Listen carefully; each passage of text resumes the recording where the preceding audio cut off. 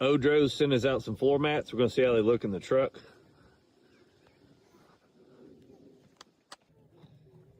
Here they are installed. You can see they've got your little ribs to catch stuff, and then it rolls over your edge here and comes back.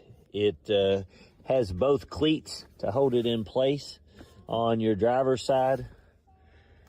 These are a textured mat.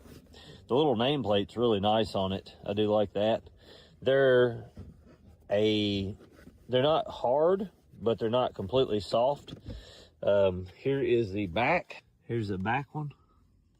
You can see here it butts all the way up to the box plate here, and then goes all the way under your front plate, and it's got the cleats to let that sit there. Here's the passenger side over here.